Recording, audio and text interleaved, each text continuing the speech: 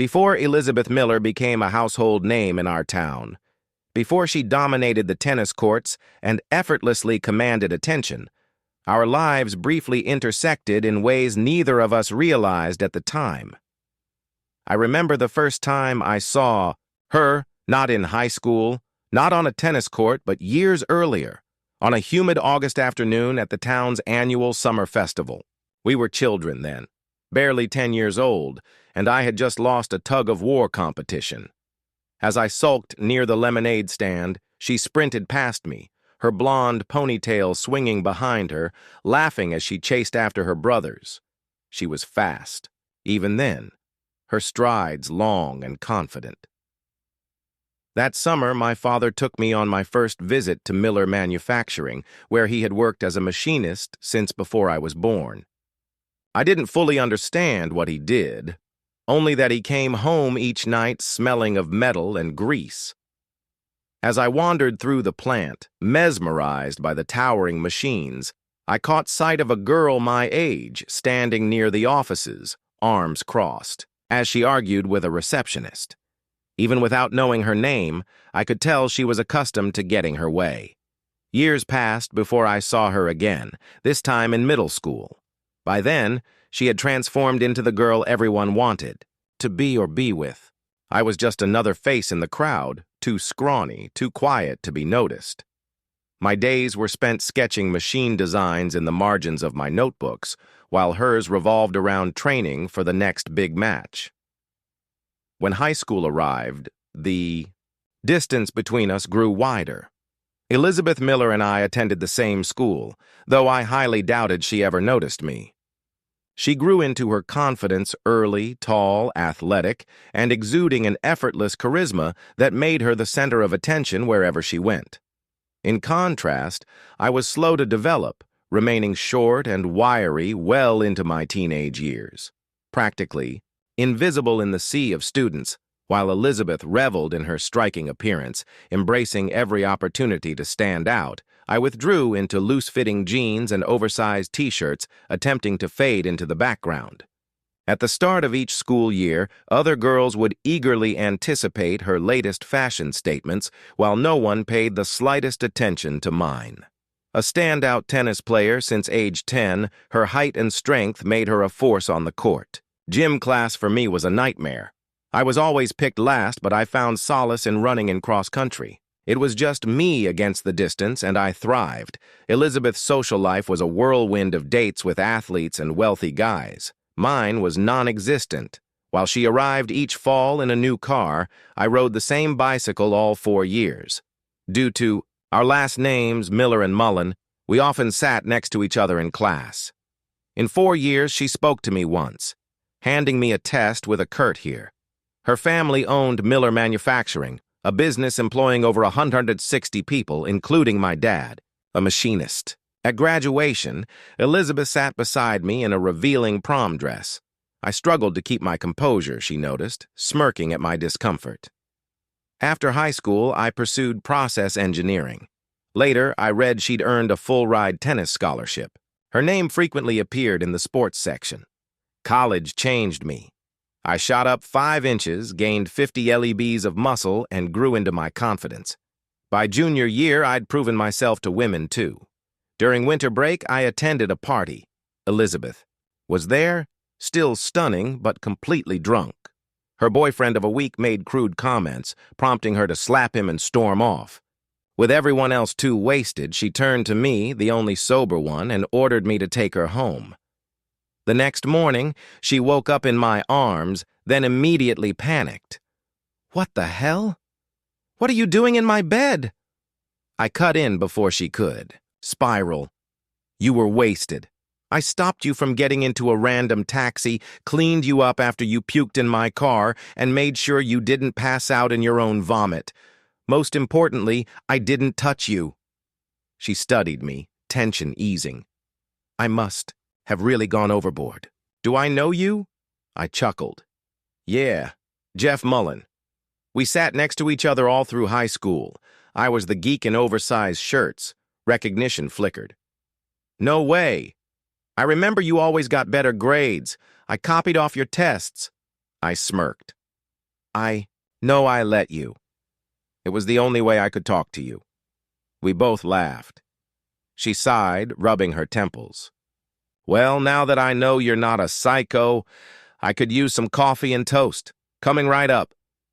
As I walked to the kitchen, I caught her watching me in the mirror, a small smile on her lips. I returned with coffee and toast, an apron tied around. My waist for modesty. Elizabeth chuckled. That's way too much jelly. Grinning, I replied, You won't need a napkin. I never let grape jelly go to waste. Still smiling, I returned to the kitchen for another cup of coffee. When I came back, Elizabeth was covered in grape jelly, a playful glint in her eyes. Oh no, she said innocently. Looks like I made a mess. Chuckling, I leaned in, kissed her, and slowly licked the jelly from her skin. I wasn't like other guys who only cared about their own pleasure. Maybe it was my years of long-distance running, the patience, endurance, and discipline. But I always believed taking my time led to the best results. After a long shower together, we curled up under the covers. As I traced my fingers along her arm, I asked, So why are you staying with Carol instead of your parents? She hesitated, voice barely above a whisper. It's complicated. My family, especially my brothers, just doesn't get along. Sensing she didn't want to dwell on it, I smoothly changed the subject. What's on your schedule today? She relaxed, her expression softening. I have some last-minute Christmas errands, then a tennis match. At 2. I raised an eyebrow in a foot of snow. She smirked. Indoor courts at the country club. Perks of membership, she added with a wink. Meanwhile, my own day held unexpected turns. A month ago, I had secured a job interview for 1 p.m. today. The interviewer, Robert Miller, Elizabeth's father, and the president of Miller Manufacturing. The irony of sitting down with the father of the woman I had just spent the morning with wasn't lost on me. The last time I wore a suit was at high school graduation, so I had bought a new one for the occasion. No matter how my morning started, I needed this job. Taking a deep breath, I walked into Miller Manufacturing and greeted my cousin Sally, the receptionist. She grinned at me before disappearing to inform Mr. Miller that his 1 p.m. appointment had arrived. A moment later, she returned with a knowing look. He's ready for you. Stepping into the office, I took in the rich wood paneling and the framed portraits of Mr. Miller and his father. He rose, offering a firm handshake before gesturing for me to sit. Jeff, what brings you here today? He asked, getting straight to the point. Sitting up, I met his gaze. I'm a freshman at State University looking for a summer internship. Miller Manufacturing was my first choice. He arched an eyebrow. Why us? Plenty of companies would be eager to hire someone with your credentials. This town is home, I said sincerely. My family has lived here for generations. My father has worked. For your company since leaving the Army? I remember touring the factory as a kid, fascinated by the machines. That passion stayed with me, and I believe I can bring real value to your company, I continued. Most graduates with my GPA aim for bigger cities, Chicago, Dallas, Houston. But that's not me. I want to stay here and work for you. I know I have to prove myself, and I'm willing to start at the bottom. My goal is to earn a summer internship, and if I perform well, a full-time position after graduation. Mr. Miller leaned back, studying me. You graduated from the local high. School, right? Did you know my daughter Elizabeth? I kept my expression neutral. Oh, hell. Tread carefully, swallowing. I replied, Yes, sir. We had classes together, but we didn't exactly run in the same circles. He nodded. I don't recall you being among the long line of boys who came through my house. Damn right I wasn't switching gears. He asked, If I were to offer you an internship, what would you bring to the table? Taking a deep breath, I laid it out. I'd start with the basics, cleaning, sweeping, taking out the trash, whatever needed to be done, but I also conducted a case study on Miller Manufacturing for my industrial efficiency class. That piqued his interest. He sat up. Go on, I explained.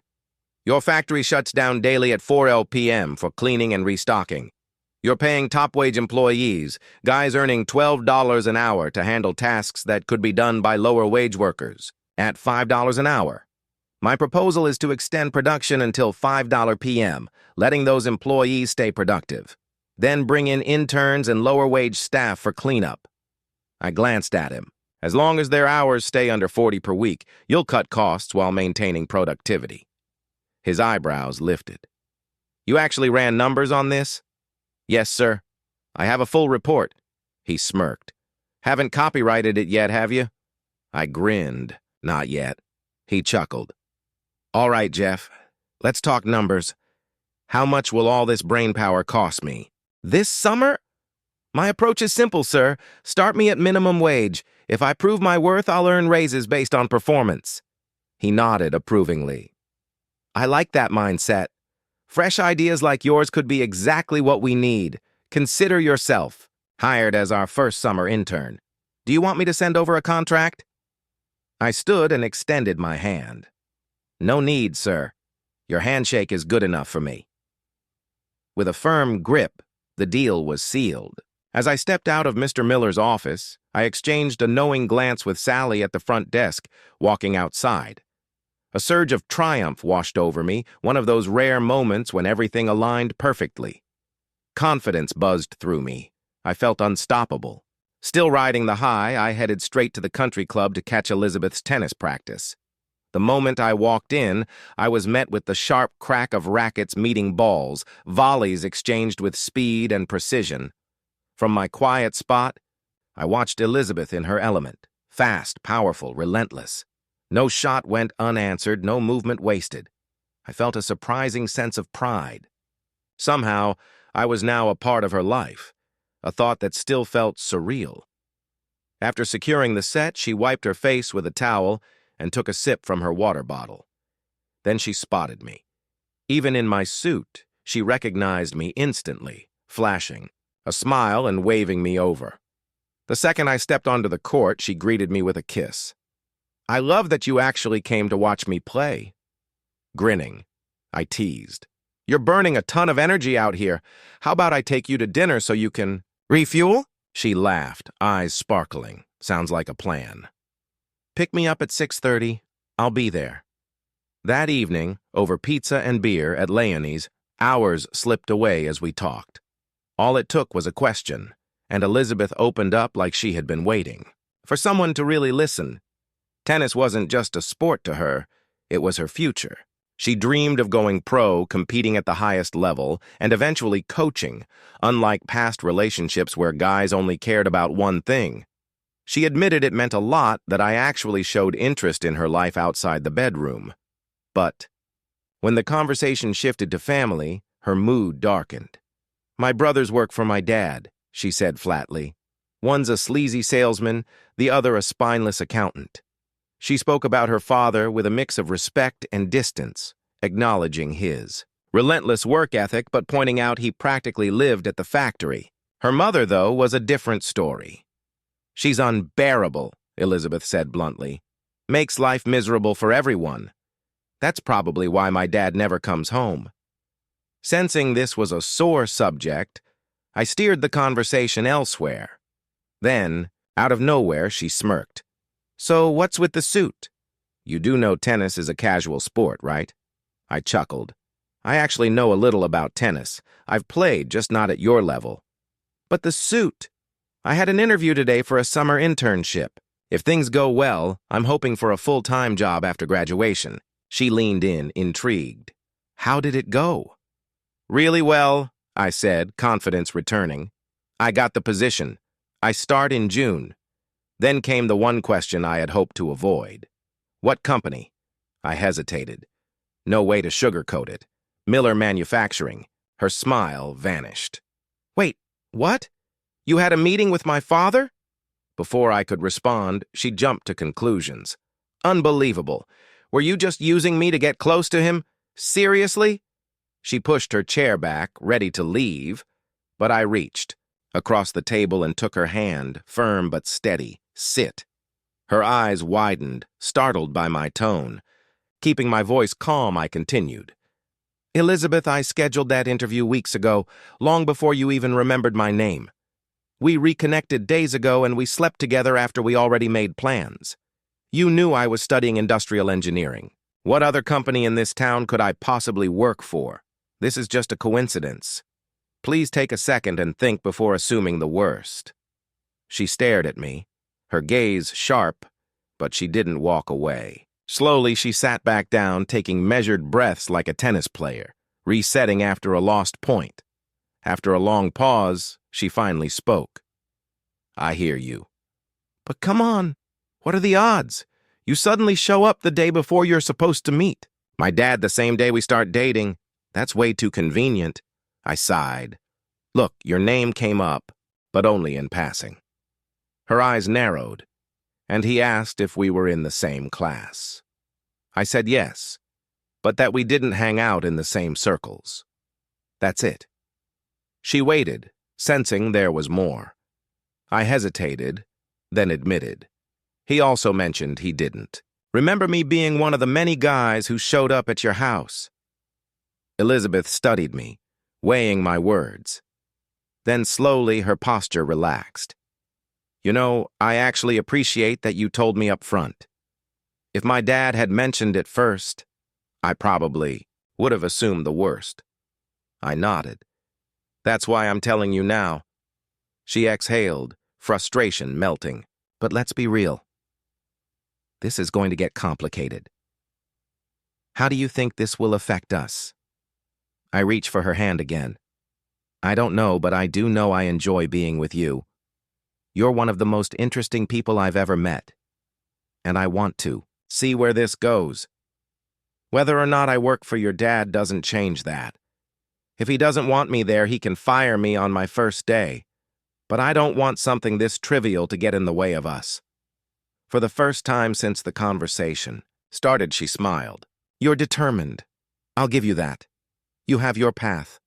Industrial engineering, I have mine. Tennis. We might end up in different worlds, but for now, let's just enjoy this. Leaning in, she lowered her voice.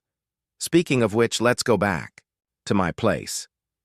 But nothing lasts forever. When the holiday break ended, we both returned to school. Saying goodbye was harder than I expected. Elizabeth's eyes shimmered with unshed tears as we parted. For weeks, we talked daily. Then calls turned into emails. On Valentine's Day, we exchanged heartfelt cards filled with affection and promises to reunite soon. By June 1st, I officially began my internship at Miller Manufacturing. From day one, I was eager to learn, absorbing everything about fabrication, product design, and factory operations. The workers welcomed me, and my enthusiasm didn't go unnoticed. Having my father as a department supervisor certainly helped. One of my first victories came when Mr. Miller approved my proposal to shift cleaning duties to lower-wage workers, reducing costs without affecting production.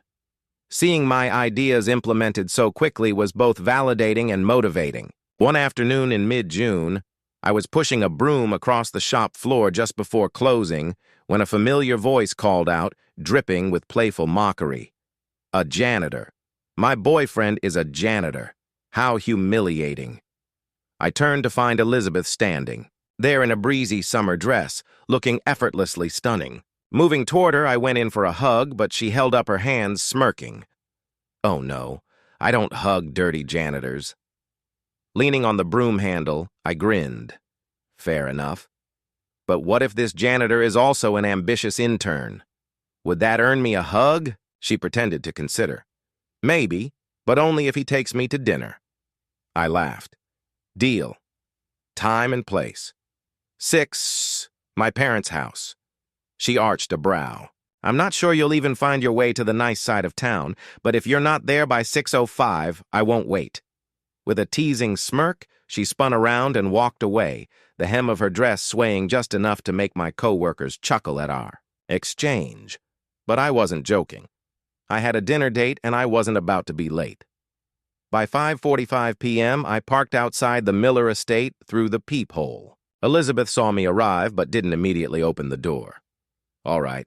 If she wanted to play games, I'd play along. At exactly 5:55 p.m., I walked up to the grand entrance and rang the bell. An elegantly dressed black woman answered, her expression warm but professional. "Can I help you?" "Yes, ma'am," I said politely. "Jeffrey Mullen. Here to see Miss Elizabeth Miller." A knowing smile flickered across her lips. "Yes, Mr. Mullen. Miss Elizabeth is expecting you. Please have a seat." I settled into a plush chair in the foyer. Right at 6:00 p.m., Elizabeth appeared. At the top of the stairs, her lips curling into a slow, playful smile. "I'm impressed," she mused. "I half expected you to chicken out. After all, janitors don't usually walk through the front doors of the chairman's estate." Smirking, I shot back. "You're right. But summer interns, they absolutely do." She laughed and reached for my hand. "Come on. I want you to meet my parents." I wasn't sure I wanted that, but I followed her into the lavish living room. Her father sat reading. Her mother fixated on the television. The air was thick with unspoken tension. "Father? Mother," Elizabeth said smoothly.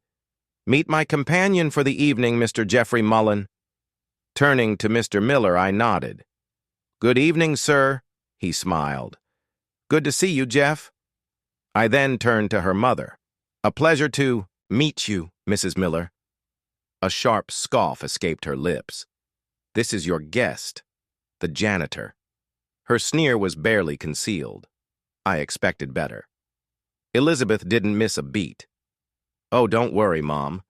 Jeffrey has very high standards. So high, in fact, that you probably shouldn't expect me home tonight." I nearly choked. Was she trying to provoke them? Test me before I could react? She tugged my hand. "Come on, Jeffrey. We've spent enough time here." Still reeling, I turned to her parents. "Nice meeting you, Mrs. Miller." "Good evening, sir." Mr. Miller chuckled. "See you at 7:30 a.m., Jeff?" "Yes, sir." Elizabeth burst into laughter as we got into the car, but I was still processing what had just happened. "What the hell was that?" I asked. "Why would you put me in that situation?" She smirked. "It was a lesson for my mother. She needed to understand why we're together, and you handled yourself perfectly. Calm under pressure, quick on your feet. If I had scripted your response, I wouldn't have changed a word." I exhaled. "Elizabeth, I love spending time with you, whether in bed or out of it. But I'm serious about my job.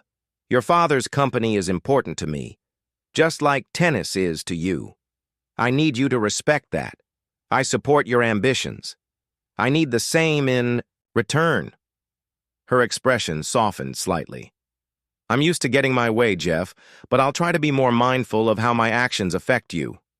Switching gears, I asked. "Speaking of which, I haven't heard from you in weeks. What's been going on?" A playful smirk returned.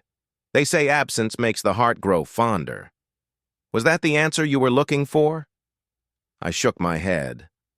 "I just know I missed you." Her gaze softened. "I'm glad, Jeff. That means a lot." At the steakhouse, I raised my glass. "A toast to your return, and to the fact that this town is instantly better with you in it." After we took a sip, I asked, "So how long have you been back? And why wait until now to see me?" She shrugged. "This trip wasn't planned. My dad needed me to sign some corporate paperwork. Since I'm on the Miller Manufacturing Board, I had to be here." I raised an eyebrow. "You're on the board." Elizabeth smirked. "Jeff, when you try to impress me tonight, remember, I'm technically your boss?" She grinned.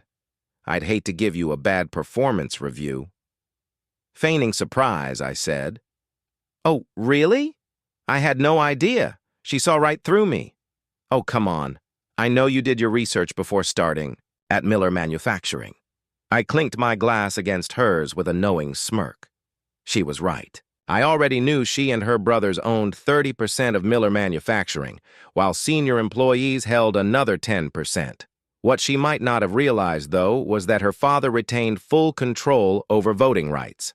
Since I had an early shift, The next morning, and Elizabeth was running on little sleep. Our night ended sooner than I would have liked. By midday, she was packed and on her way to Wisconsin, where she'd spend the summer. Bouncing between tennis camps, coaching, babysitting, handling chores, and of course playing as much as possible. We kept in touch through emails, calls, and the occasional letter. But as the weeks passed, our connection faded. By Christmas, we were barely speaking. She was lost in her world, and I was fully entrenched in mine. That summer at Miller Manufacturing was an education unlike any classroom could provide. I learned the ins and outs of precision parts manufacturing. Working on projects tied to aerospace giants like Boeing, Spirit Aerosystems, and Cessna. Not everyone welcomed me, though. John Miller, Elizabeth's oldest brother and the company's head of marketing, despised my presence. Once he found out I'd been dating his sister, his attitude toward me only worsened. John rarely referred to Elizabeth by name, instead using nicknames, like boss, sister, or when he was feeling particularly petty, witch in heels. Nearly a decade older, he got a twisted joy out of provoking her. Despite his title, John was out of touch with modern marketing. His strategy was straight out of the 60s booze, strip clubs, and high-pressure deals. The reality? Most clients bypassed him entirely, working directly with shop managers for pricing and logistics. But that didn't stop him from draining company funds on extravagant parties and client entertainment. His father tolerated it, likely because John wouldn't last a week in a job outside the family business. Then there was Sam, the middle brother, a different kind of disaster. As purchasing manager, his job was crucial, but he was either overwhelmed or indifferent. Production delays were common because he forgot to order materials or bought the wrong ones. When he did show up, he spent most of his time drinking coffee and daydreaming about fishing. John often defended him, insisting Elizabeth bullied him. In truth, Sam lacked drive, stayed unmarried, and avoided interaction whenever possible. As I worked, I spotted inefficiencies and began brainstorming solutions. One idea stuck a quick-release mechanism to help farmers detach tractor equipment more easily. Excited, I ran it by my father. I'm thinking of presenting it to Robert. He shut it down immediately. Don't bother. Robert will pass it to John, who'll laugh and toss it. If Robert asks later, John will dump it on Sam, who won't do a damn thing. Good ideas don't go anywhere in this place. I had already seen enough to know he was right. Countless workers had pitched smart, cost-saving innovations, only to be ignored. Frustrated, I asked, "What if I patent it myself?" My father sighed. "You can try. Just don't expect support." Since patent law was part of my industrial engineering coursework, I decided to take matters into my own hands. The first step? Establishing my own business. And just like that, Mullen Marketing LLC was born. Every spare moment outside of work was spent developing and testing my prototype. I needed a patent attorney, so I reached out to Craig, a local lawyer I'd played golf with a few times. We weren't close, but he had connections. Craig introduced me to his former law school roommate, a patent specialist. By summer's end, I had filed 4 separate patent applications. Meanwhile, Elizabeth and I exchanged occasional emails and phone calls. Tennis consumed her life, engineering consumed mine. The only time we saw each other was a single night at Christmas. Her family had taken a trip to Naples, FL, cutting our time short. That night was different. We reconnected in ways words couldn't capture: passion, laughter, and the comfort of familiarity. We talked about the future, about where we might fit in each other's lives. No conclusions were reached, but the question lingered. In the middle of my final exams, Craig called with an unexpected proposal. "I've been discussing your patents with a friend in intellectual property," he said. "He's interested in your quick-release mechanism. Would you accept a check for $250,000? I nearly dropped my phone. "Are you serious?" Craig chuckled. "Yes, and he recommends negotiating a royalty $1 per unit sold for the next 10 years. My heart pounded even better. Then his tone turned serious. "Listen, Jeff, keep this quiet. You did all your work at Miller Manufacturing, and if John finds out, he'll try to claim a cut. Deposit the money into Mullen Marketing and keep it separate from your personal finances. And Jeff, don't even tell your dad. If word gets out, people in the company will start talking. Craig had one more offer for me. You planning to stay with your parents after graduation? For now? Yeah, I admitted. But not for long. He mentioned a foreclosed house the bank was eager to offload. Structurally solid, but the interior needs work. You could put a chunk of your patent money toward a down payment and the bank will cover the rest. It made sense, and just like that, I became a homeowner. As I settled into my new role at Miller Manufacturing, my official title became chief engineer. Salary wasn't the highest among my peers, but I saw long-term potential. This was an opportunity to create something meaningful. Between working 45-hour weeks and renovating my house every evening and weekend, my life was packed. No time for parties, no golf, no dating. I tried to stay in touch with Elizabeth, but with her pro tennis career taking off, she was constantly traveling, making our conversations few and far between. Then one evening, without warning, she walked straight into my house while I was in the middle of painting the living room. She scanned the chaotic scene. Paint cans scattered, dust covered, furniture, clothes tossed everywhere before wrinkling her nose. "What kind of disaster zone is this?" she asked, crossing her arms. I smirked. "I'd call it a love nest." She rolled her eyes, more like an abandoned barn. "You've been at this for months. Why isn't it done yet?" "I'm working full-time, Elizabeth. The board isn't exactly giving me special treatment." She waved a hand, dismissively. "Just hire someone." Then, as if that was settled, she added, "I came here expecting some romance, but I'm not about to do it in the middle of a construction site. Get us a room at the Hyatt." Of course I didn't argue, and naturally my cooperation was well rewarded. That summer, Elizabeth kept up her habit of dropping by unannounced between tournaments. She'd breeze into town. We'd spend time together. Then she'd disappear for weeks. One day, while home, she brought a suitcase of laundry over. As she emptied it onto the floor, a pack of rubbers tumbled out. I looked at them, then at her. She grinned and shrugged. "Girl can't be too careful. I wanted to be angry, but we weren't married, engaged, or even living together. I had no right to jealousy, so I swallowed my pride. I made it to a few of her tournaments when I could, but something felt off. One afternoon, as we sat together before a match, a group of guys approached her.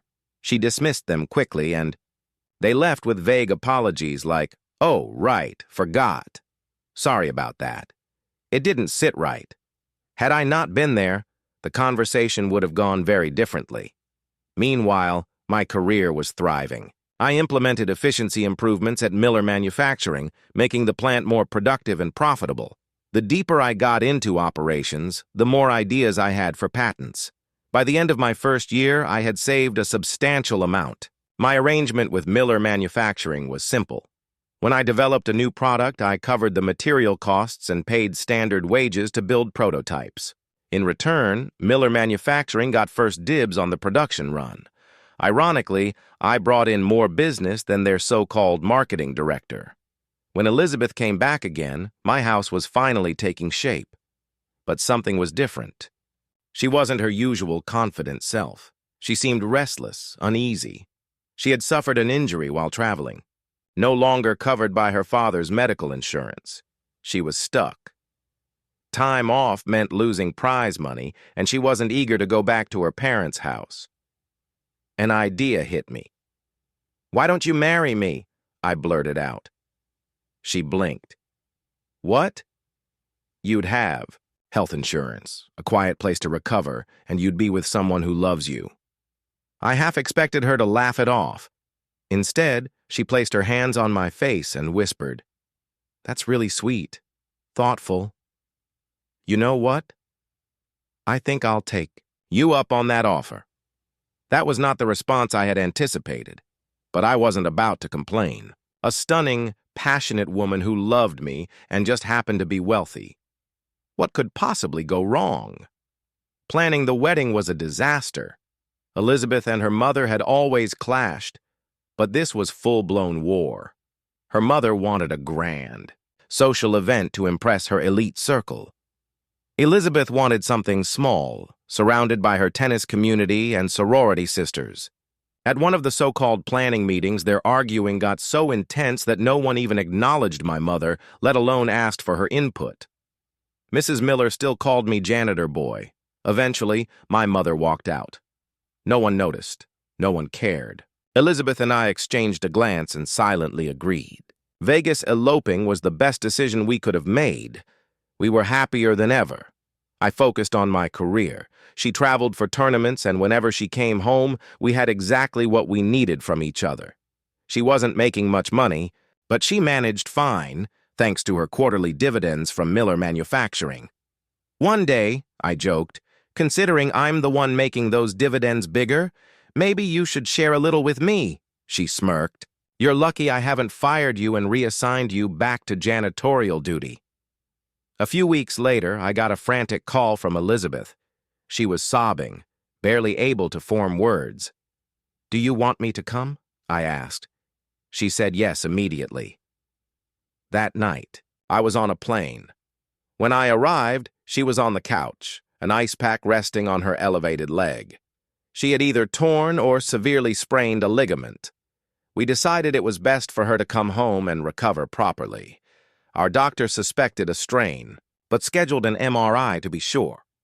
During the pre-scan, checklist, the nurse asked, could you be pregnant? Elizabeth laughed. No, I'm on birth control. The nurse nodded. We still need a test to confirm. Elizabeth rolled her eyes, but complied. Minutes later, she emerged from the bathroom, pale and shaken. This is wrong, she whispered. I can't be pregnant. I take my pills and I always use. She cut herself off mid-sentence. My stomach twisted. Use what? The nurse, noticing her distress, handed her a second test. Same result. Elizabeth dropped into a chair, stunned. This can't be happening, I tried to reassure her. It'll be okay. You were going to be off your feet for months anyway. This just gives you more time to recover. She eventually took a coaching job at a girls' school. Even though she couldn't play, she was an excellent teacher, and her students thrived. One team even won their state championship. She also used the school's facilities for rehab, slowly regaining her strength. But if Elizabeth hated anything more than being injured, it was being pregnant. Every day was a struggle. She loathed the changes to her body, resented the discomfort, and found no joy in the experience. Her chest grew noticeably, and when I casually asked if she planned to breastfeed, she shot back. Not a chance in hell. The delivery was difficult, and she needed extra care afterward. I was there in the delivery room when the nurse announced, Congratulations, you're the proud mother of 2 healthy baby boys. Still in the hospital, Elizabeth immediately told the doctor she wanted her tubes tied. She had no intention of ever going through pregnancy again. I suggested a vasectomy instead, pointing out it was a simpler, less invasive procedure. She dismissed it without hesitation. No, I want my tubes tied. Something about her insistence stuck with me. If I had a vasectomy, she could still get pregnant, just not by me. Maybe that was exactly why she wanted to handle it herself. When we brought Cameron and Cody home, my mother and grandmother were already there, ready to help. Elizabeth had no maternal instincts and was relieved to let them take over my grandmother in her 70s. Adored children and treated the boys like they were her own grandchildren. Elizabeth, of course, saw this as having a free, full-time nanny. Her focus remained on rehab and tennis. Within a year, she was back on the court, fully recovered. Once she was physically able, her schedule revolved around anything tennis-related matches, tournaments, clinics, symposiums. She had plenty of money, no job, and no interest in family responsibilities when someone else could handle them for her. I already had my doubts about her loyalty, so I hired a private investigator. Her car was outfitted with GPS and an audio recorder. Her phone was hacked for texts and emails. It was an expensive move, but not nearly as costly as divorce. Her attitude at home made things worse. The walls are the wrong color. There's not enough closet space. My family heirlooms shouldn't be in storage. Nothing about our home met her standards. I started coming home early to help, folding laundry, vacuuming, taking out the trash. But no matter what I did, it wasn't good enough. She nitpicked relentlessly, treating everything connected to me as an inconvenience. The only joy I had left was spending time with my sons after my mother left for the evening. She hated living in a middle-class neighborhood, acting like she was surrounded by people beneath her. Meanwhile, I worked long hours while she burned through her quarterly Miller Manufacturing dividends like they were monopoly money. Since another check always arrived in a few months, she never worried about saving. She pushed for a private country club membership separate from her parents. She went there daily for lunch, leaving the boys with whoever was available. Her spending and detachment from the family irritated me more than I let on. By this time, I had already taken a DNA test to confirm the boys were mine. Our once passionate relationship had dwindled to nothing. The longer things went on, the clearer it became that there were more reasons to leave than to stay. But walking away wasn't simple. She could use my love for my sons against me. Worse, she co-owned my employer. A single phone call could destroy my career. Miller Manufacturing was highly respected. A bad reference from them would follow me anywhere. Ironically, the way out came from an unexpected source: real estate. Elizabeth grew tired of these middle-class slums and insisted we buy a multi-million-dollar home in the country club annex. The price tag would drain all of her dividends, but she didn't care. She wanted it. I suspected part of her motivation was competition. The house was larger and more expensive than her mother's.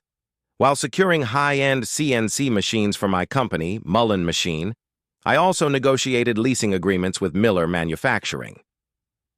After Robert Miller's passing, I was effectively running the plant. John held the title of president, but he offloaded all responsibilities onto me except determining dividend payouts. My role was officially upgraded to operations manager. When I asked John for a formal job description, he barely glanced up. "Just write it yourself," he said dismissively. That was exactly what I needed.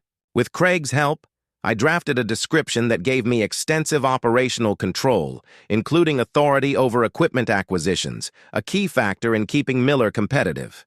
My spending limit without board approval was set at $500,000. Mullen Machine purchased new equipment and leased it to Miller Manufacturing. Necessary plant upgrades lowered net income, which in turn reduced dividend payouts. My business thrived, but I still needed loans to finance the equipment. At the bank, I asked if Elizabeth buys this house, will it affect my loan eligibility? The banker didn't hesitate. "If you're financially tied to that property, you won't qualify." Elizabeth, on the other hand, couldn't get a mortgage without my income. We were stuck until Craig suggested a post-nuptial agreement. The agreement worked, like a divorce settlement. I forfeited any claim to her assets, including her Miller Manufacturing stock, and my name wouldn't be on the mansion's deed or mortgage. Instead, I agreed to pay her rent, half the mortgage, plus taxes and insurance. Elizabeth and her lawyer thought they were outsmarting me, ensuring I walked away with nothing but my small LLC. They had no interest in taking half of what they considered my insignificant business. They were blind to reality. Miller Manufacturing stock was declining, meaning her dividends would shrink. She was walking straight into a financial trap, one she had built herself. Her lawyer, in my opinion, was either sleeping with her or desperately wanted to. It was the only explanation for why he let her make reckless decisions without proper legal guidance. But then again, she always thought she was the smartest person in the room. With our financial separation finalized, I turned my focus to something far more important: John Miller's shares. John was drowning in debt, drinking and gambling, living far beyond his means. His wife, Cherie, frustrated with his spending, called me one evening. "Jeff, I don't know what to do anymore. John won't stop. Can you talk to him?" I sighed. "I can try, but you know how he is." When I confronted him, he sneered. Maybe you should focus on keeping your own wife in line before telling me how to handle mine. I raised my hands. Fair enough. Just know if you ever need help, I'm here. I had no intention of helping him, just waiting for him to implode so I could buy him out. That moment arrived a month later when he was arrested for a DUI with illegal substances in his car. Desperate. He called me. Jeff, I need $1,000 fast. His situation was worse than I thought. Along with legal trouble, he owed massive gambling, debts to some dangerous people. If he went to prison without paying, he might not make it out. I pretended to hesitate. I can loan you $1 million, but I need your $6,000 in company stock as collateral. You'd have to transfer your shares and voting rights to me. John hesitated. Can I buy them back later? Of course, I said smoothly. For $1 million within a year, no interest. But that deal is non-transferable. You can't sell them to anyone else. Too desperate to negotiate. John agreed. Deal.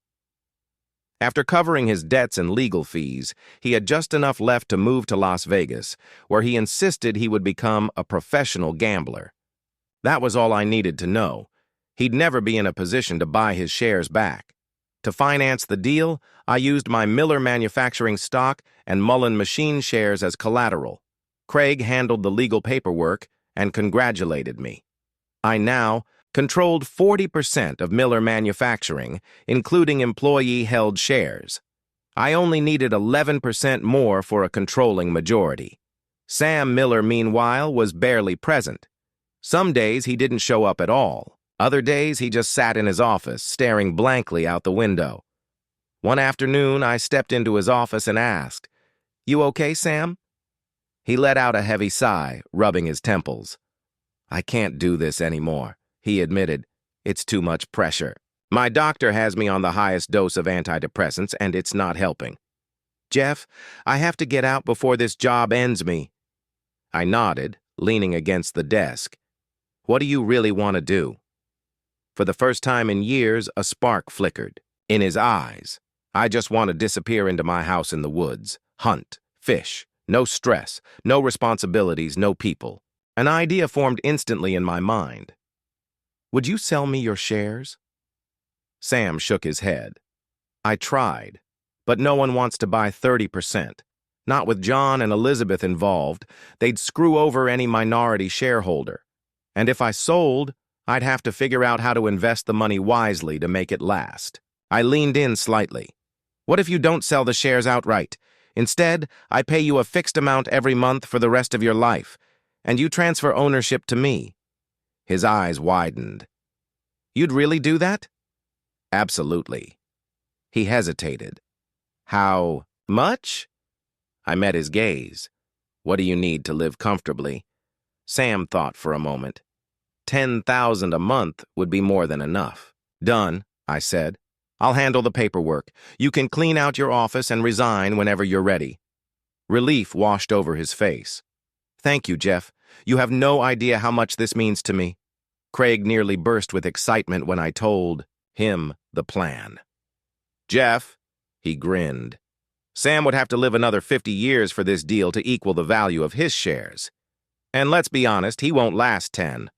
I smirked. "Exactly. But he's happy, and that's all that matters to him. For at least the next 10 years, you have complete control over Miller Manufacturing," Craig said, shaking my hand. "Congratulations." "Thanks, Craig," I replied. Now it's time to deal with Elizabeth. The house I had spent so much time renovating had never been good enough for her. I refused to sell it, so I kept it as a rental. My last tenants had moved out 5 months earlier, and I hadn't gotten around to finding new ones. That turned out to be a stroke of luck. By September 1st, Elizabeth was in New York for the U.S. Open, probably watching matches, but more likely, entertaining herself with someone new. Meanwhile, I packed the few personal belongings I was allowed to take from the mansion and moved back into my old house. By nightfall, the boys and I were settled in. They had stopped asking about their mother. She had been an inconsistent presence for so long that her absence barely registered. When she was around, her cold, detached demeanor unsettled them. I tried calling her, knowing full well I was interrupting whatever distractions she had lined up. She either ignored my calls, sent them to voicemail, or replied with curt, dismissive texts. There were never any callbacks. Once everything was out of the mansion, I left her a note. I won't be paying September's rent. The boys and I have moved out. The next morning, I walked into the office. Sally, ever efficient, had just sent out a 14-day notice for a shareholders meeting. The agenda? Shareholder transfers, restructuring management, and third-quarter dividends. She glanced up, eyebrows raised. There's a lot happening that I wasn't briefed on. Want to clue me in before people start asking questions? I grinned. Great news, Sally. I now own every single one of John and Sam's Miller Manufacturing shares. That gives me 70% voting control. Elizabeth, she's irrelevant now. A slow, wicked smile spread across her face. God, I've hated that woman since high school. Elizabeth returned from New York a few days later and found my note. Within minutes, she was calling me in a rage. You owe me rent. How the hell am I supposed to make the mortgage payments without it? She shrieked. Not my problem. Her tone turned venomous. If you don't bring me that check, I'll just raise my dividends to make up the difference. I'll have it taken straight from your salary. You're making a huge mistake, Jeff. It was clear she hadn't spoken to her brothers or even bothered to read the official shareholder meeting notice in her mailbox. By the time the meeting took place at the end of the week, Elizabeth was nowhere to be found. The only attendees were me, representing 60% of the shares, my father, who controlled another 10% for the employees, Craig, now the company's corporate attorney, and Sally, the longtime board secretary. The first motion approving the official transfer of John and Sam's shares to me. The second formally appointing me as president and chairman of the board. The third canceling shareholder dividends due to declining profits and reinvestment in new equipment. All motions passed unanimously. Not long after my father left my office, Elizabeth stormed in, her lawyer trailing behind. She burst through the door, eyes blazing. Get out of my father's chair, you son of a witch. You're fired. Get out of this office right now. Clearly, her lawyer had finally clued her in, forcing her to skim through the meeting notice she had ignored. By the time she understood what had happened, it was too late. Her eyes darted wildly. Where are my brothers? You don't have power of attorney over them. I leaned back, smirking. I don't need power of attorney. I bought their shares. That means the voting rights are mine. Her face strained of color. Anticipating this tantrum, I handed her the notarized transfer documents along with the signed board approvals. Her lawyer snatched them up, skimming the pages before scoffing. This is a joke. You won't get away with this. We'll bury you in court. We both knew he was bluffing. Sally, efficient as ever, handed Elizabeth the official meeting minutes. I leaned forward, my voice calm. Look closely at the share transfers. I'm the president and chairman now. Then I gestured toward the wall behind her. Take a look at the portraits. 3 generations of Miller Manufacturing leadership. Your grandfather, your father, and now me. That was the moment she finally understood. Without dividends, she couldn't afford the mansion, the cars, or the country club fees. She had never saved or invested wisely.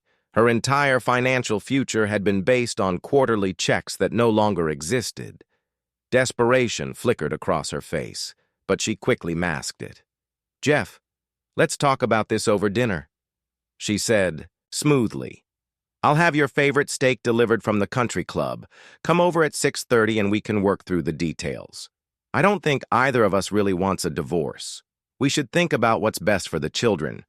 I almost laughed. She had never factored the boys into her decisions before, but now that she was out of options, suddenly she was the concerned mother. I played along. I'm looking forward to the conversation. At 6:29, I rang the doorbell. Elizabeth opened it, wearing a silk dress that hugged her curves. Her makeup was flawless, her hair styled just right. Jeffrey, Jeffrey, Jeffrey, she purred. You didn't need to ring the doorbell. This is your home. I was just concerned I might be interrupting something, I said, stepping inside. She smirked. Not at all. Wine, I nodded. That'd be great. She poured a glass and wasted no time. I have to say, Jeff, I'm impressed. I always knew you were ambitious, but this? You fast-tracked it by 20 years. How did you get my idiot brothers to sell to you? That was brilliant. She swirled her glass. Now it's just you and me. We control the company together. We should celebrate this win. I have champagne chilling for a toast after dinner. I leaned in slightly. Elizabeth, do you know how I managed all of this? I worked for it. While you were out having your affairs, I was here building something real. Her smile faltered. To be absolutely clear, I continued, my voice firm. I moved out because I'm filing for divorce this week. I let that sink in before delivering the final blow. This isn't a partnership. I control the majority stake and what I say goes. You can keep your shares and stay on the board, but there won't be dividends for at least a year. Her expression twisted in panic. You can't do that, Jeff. That's my only income. How am I supposed to live? I scoffed. You should have thought about that before. She dropped the charm entirely. Jeff, I might have had a little fun with a few guys, but I was always loyal. To you. Ask anyone in town. I laughed, shaking my head. Elizabeth, for the past year, I've had a private investigator tracking you at every tournament. He gathered enough evidence, photos, videos to prove that statement is a complete lie. The color drained from her face as reality set in. She had no argument left, no safety net to cling to, but she wasn't done fighting. If you divorce me, Jeff, you'll still have to pay alimony and child support, she snapped. You might as well stay married. It'll be cheaper. I shook my head, smiling. You seem to have forgotten something. The post-nuptial agreement you insisted on made sure I couldn't claim any of your assets, but in doing so, you also ensured you couldn't touch mine. That means no alimony. She hesitated, scrambling for a counterattack. And as for child support, I continued. The boys live with me. They've barely seen you in months, and when they do, they're afraid of you. I've kept track of how many nights you actually spent at home. You were gone more than half the year. How do you plan to convince a judge you're their primary caregiver? Her confidence wavered, but she quickly masked it. Fine, she said, regaining some composure. Just give me $6 million for my shares and I'll walk away. I let out a low chuckle. Oh, sweetheart, I don't need your shares to run this company. My 70% gives me full control. You only hold 30%. Your stock is worthless to me. Her lips parted slightly as she realized just how badly she had miscalculated. And let me be clear, I added. As long as you own those shares, there won't be a single dividend paid out. If I need extra income, I'll increase my salary. If the company does well, the employees will see bonuses before you see a dime. Her hands clenched into fists. You can't do that. I smiled coldly. I can and I will. Miller Manufacturing is going to be an industry leader. Every dollar of profit will be reinvested into technology, expansion, and better wages for our workforce. Shareholders, they can wait. She was trembling now. Then buy me out, she whispered. I will, but not for $6 million. I leaned forward, savoring the moment. I'll give you 100 grand for your entire stake. That's the actual market value for a powerless minority shareholder in a company they can't influence. Her breath hitched. That's not fair. No, I agreed. It's business. Her fingers twitched as she clung to her last hope. You really won't give me child support. I shook my head. You haven't been their mother in years. They don't even ask about you anymore. And if they did, I have evidence. Photos, videos, documented proof of your lifestyle, your absences, your affairs. You abandoned them, Elizabeth. I won't pay you to pretend otherwise. Tears welled in her eyes, but I felt nothing. And if you fight this in court, I continued, voice steady, my investigator has names, timestamps. We can subpoena the men you've been with. They'll testify under oath. Your reputation will be destroyed. The whole town will see the real Elizabeth Miller. She let out a choked sob. Why are you doing this, Jeff? I love you. I've loved you for years. Why? I exhaled slowly, meeting her gaze one last time. You slept with dozens of men after we got married. You disappeared for weeks, sometimes months. You only ever cared about yourself. The boys and I, we were never a priority for you. I stepped toward the door. Now you are nothing to us. Turning. The handle, I glanced back just once. Goodbye, Elizabeth, and then I walked out. A free man, a happy man, a devoted father. She couldn't afford the next mortgage payment or the Mercedes. She tried selling the mansion, but without a drastic price cut. It sat on the market for months. She had no equity, nothing to fall back on. Eventually, the bank foreclosed. The car was repossessed. Meanwhile, I continued running a thriving, multi-million-dollar company, and I would never have to deal with her again.